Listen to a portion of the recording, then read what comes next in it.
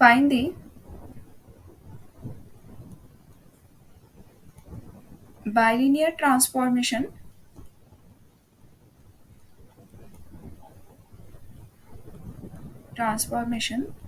that maps the points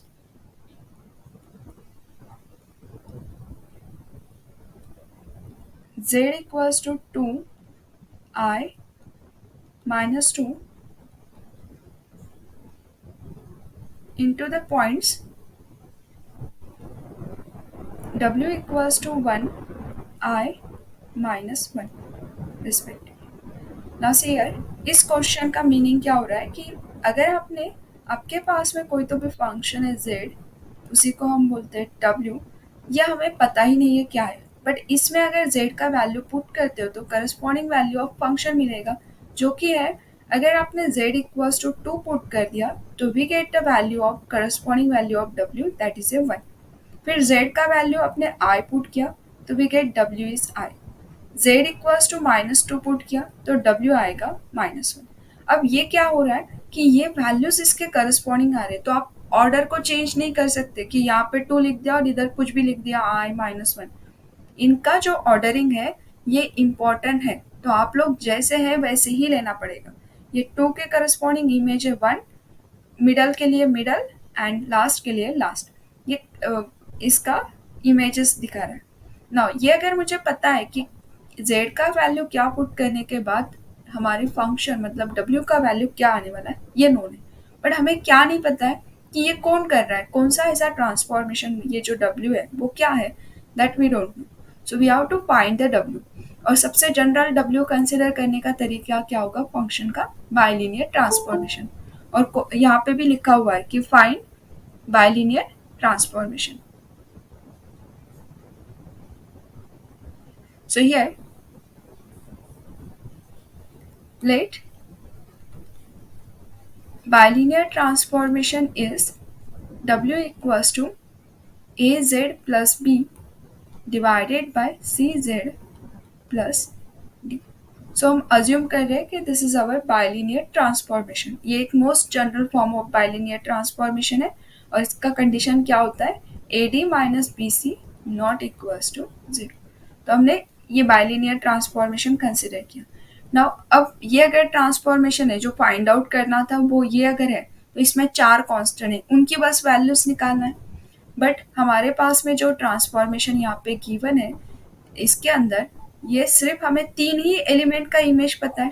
देखो z की सिर्फ 3 ही वैल्यू है, एक है 2i माइनस 2।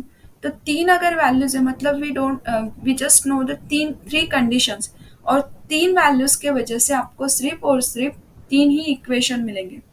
सो 3 इक्वेशन से 4 कांस्टेंट निकालना पॉसिबल नहीं है। जितने कांस्टेंट है एटलीस्ट उतने इक्वेशन होने चाहिए, उससे ज़्यादा रहे तो चलेगा, लेकिन यहाँ पे सिर्फ 3 कंडीशन है, मतलब हमें सिर्फ और सिर्फ 3 इक्वेशन मिलेंगे। तो फिर हम क्या करेंगे, यहाँ से कांस्टेंट को रिड्यूस करते हैं। तो कांस्टेंट रिड्यूस करने के लिए ये जो है ए जेड प्लस बी, ये न्यूमरेटर के टर्म को भी डी से डिवाइड करो, एज वेल एज डिनोमिनेटर का जो टर्म है उसको भी टी से डिवाइड। न्यूमरेटर डिनोमिनेटर को सेम टर्म से अगर डिवाइड किया है तो बेस से term separate. So a by d z plus b by d whole divided by c by dz plus 1. Now a constant, d constant, so a by d is new constant, so we denote it by p. So pz plus q divided by rz plus 1. Here p is nothing but a by d, q is nothing but b by d, and r is our c by d. सो ये जो हमारा new constant w हो चुका है, इसके अंदर सिर्फ 3 ही constant है और हमारे पास में 3 कंडीशन है, मतलब it is possible to find the values. So constant को एग्जैक्टली फाइंड आउट करना है, उनका कुछ ना कुछ फिक्स वैल्यू आने के लिए ये सब कुछ हमने किया। ये पहली स्टेप में किसी को प्रॉब्लम है? Yes, no ma'am. Okay. No ma'am. So here now अब हमारे पास में w आ गया है p z plus q divided by r z plus one. अब हमारे पास में वैल्यूज गिवन है कि अगर आपने z का वैल्यू पुट किया 2 तो w है उसके corresponding 1, z is our i तो w is sorry it is i and z is -2 then w is -1। So therefore one by one हम वैल्यूज को पुट करेंगे। सबसे पहले मैं पुट करती हूँ z इक्वल्स टू 2। z का वैल्यू 2 तो उसके करस्पॉन्डिंग हमारा w ऑटोमेटिकली हो जाएगा 1। So right side is 1 is equals to 2p plus q divided by z is 2 तो 2r plus 1। This division term shift in left hand side, so it is a 2r plus 1 is equals to 2p plus q। So ये हो गया हमारा first equation. Suppose it is equation A. देखो पहला condition put किया आ गया पहला equation. अब दूसरा कंडीशन पुट करोगे तो दूसरा इक्वेशन आएगा। सो सिमिलरली अगर मैं इस नेक्स्ट वैल्यू पुट अप करती हूँ, सपोज हमारा जो नेक्स्ट z का वैल्यू है it is a i। So put z equals to i। So we get w corresponding value of w is again i। So i is equals to, यहाँ पे i क्यों आ रहा है क्योंकि z अगर i तो at the same time w भी i, तो लेफ्ट हैंड साइड हो जाएगा i, तो right hand side is z i, sorry z हम पुट कर रहे हैं i, तो it is A P I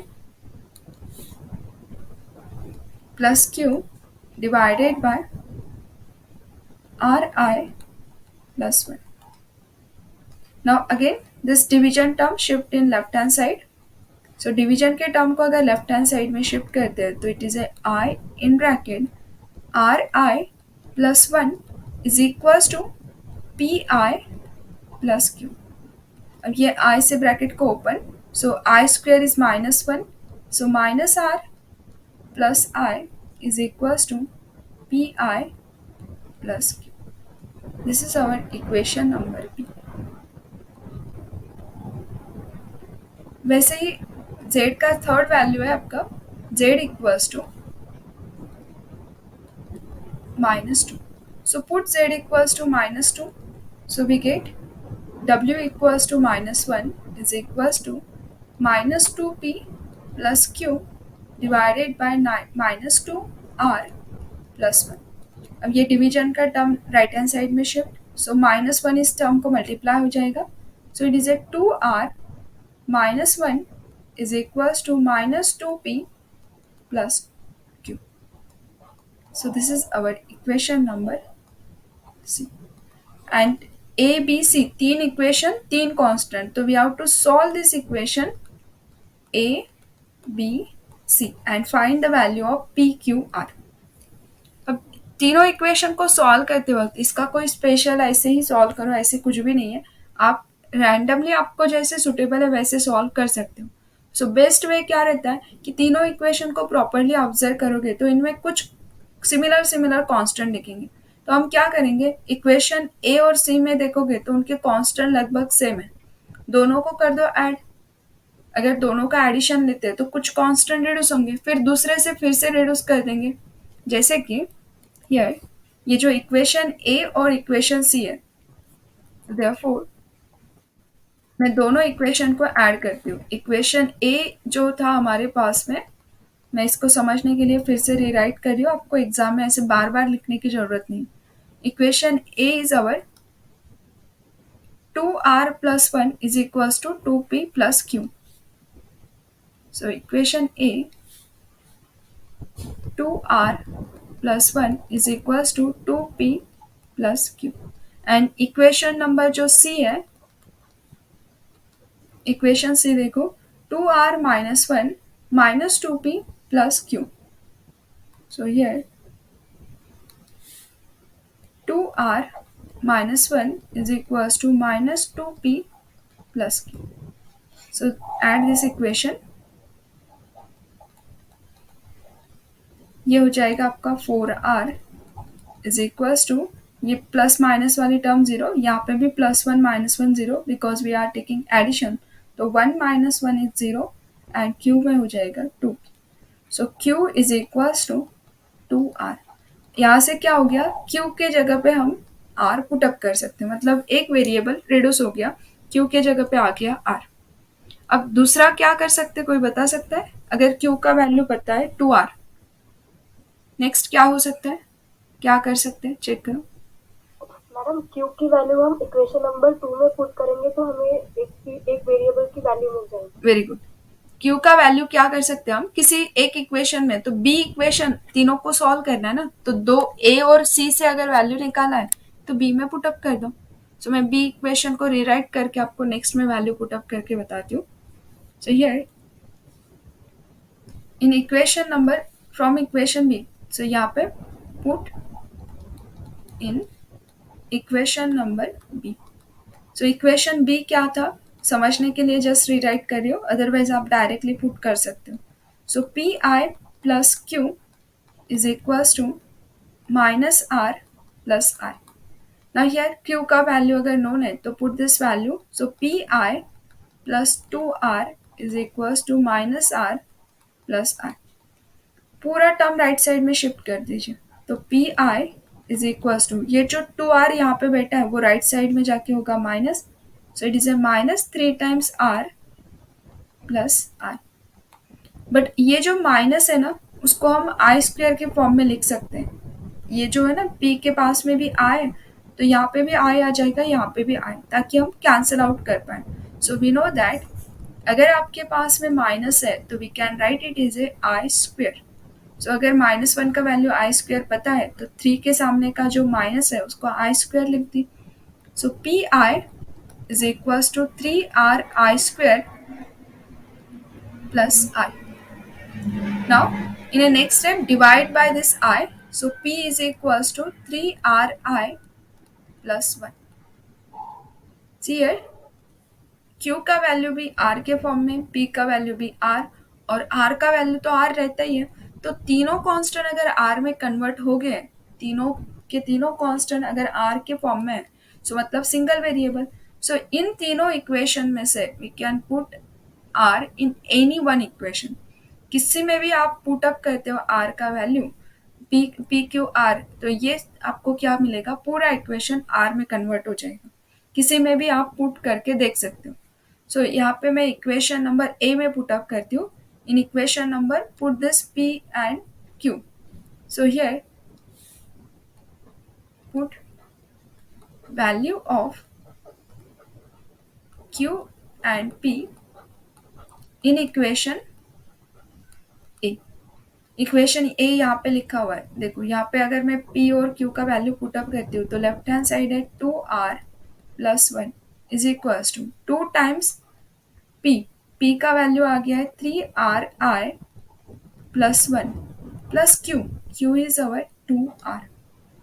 यहाँ पे भी 2r है, यहाँ पे भी 2r है, ये 2r अगर इधर शिफ्ट कर दोगे तो वो होगा माइनस, दैट मीन्स 0। सो अगर ये 2r इधर चला गया तो ये 0 देके राइट साइड लेफ्ट साइड में रिमेनिंग रहेगा ओनली 1, एंड हियर 2 से ब्रैकेट ओपन, सो 6ri प्लस 2। हमें रिक्वायरमेंट है कांस्टेंट r की, सो मुझे r इक्वल्स टू चाहिए, तो ये 2 को इधर शिफ्ट कीजिए, so 1 minus 2 is equals to 6ir। So it is a -1, -1 we can write I square, लिख दो ऐसे डायरेक्टली, रहेगा ना याद, हमने सब्ट्रैक्शन किया तो यहाँ पे आ जाएगा आपका -1, and that -1 we can write I square. Yes? कोई प्रॉब्लम नहीं है ना यहाँ तक के? ना नो r इक्वल्स टू अगर लिखते हैं तो ये 6i से डिवाइड कीजिए, तो we get the r is equals to I divided by 6। अगर r का वैल्यू पता है I डिवाइडेड बाय 6, तो रिमेनिंग तो इजीली निकाल ही सकते हैं, क्योंकि q भी निकाल के रखा है, p भी निकाल के रखा है in the form of r। So in the next step here, if we know the value of r is I by 6, so q is equals to हो जाएगा, q के अंदर मैं पुट अप कर रही हूँ, so therefore q is equals to 2 times r is our I by 6, simplify this term तो Q equals to हो जाएगा I/3।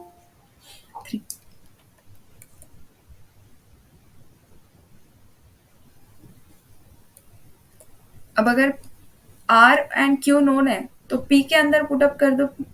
So here P is equals to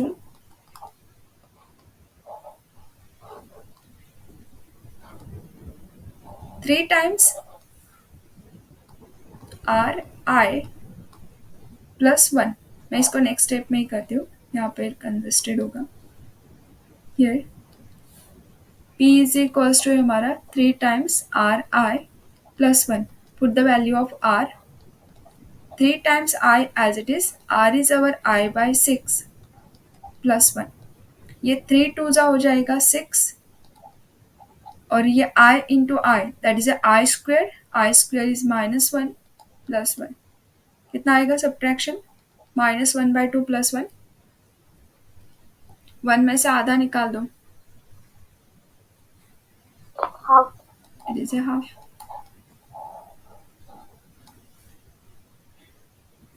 so PQR अगर नोन है, P का value आ गया 1/2, Q is our Q is equals to है I/3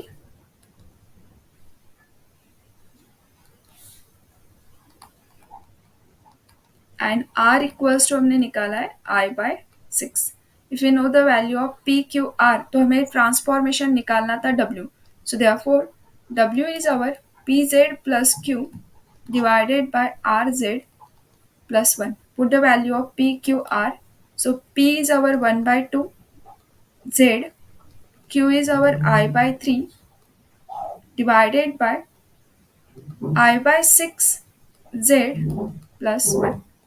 अब ये जो न्यूमरेटर का टर्म डिनोमिनेटर का टर्म है ना, इसको एक तो ऐसे क्रॉस मल्टीप्लिकेशन करो या फिर ऊपर भी 6 से मल्टीप्लाई करो और डिवीजन को भी 6 से मल्टीप्लाई। कौन सा इजी लगेगा आपको? न्यूमरेटर को 6 से मल्टीप्लाई, डिनोमिनेटर को 6 से थ्रू आउट मल्टीप्लाई या फिर क्रॉस कर दो। सो ये करने से क्या होगा, ये W इज इक्वल्स टू ये 3Z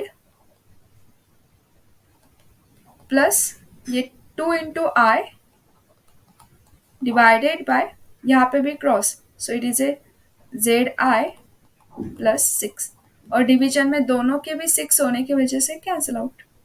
so this is our answer.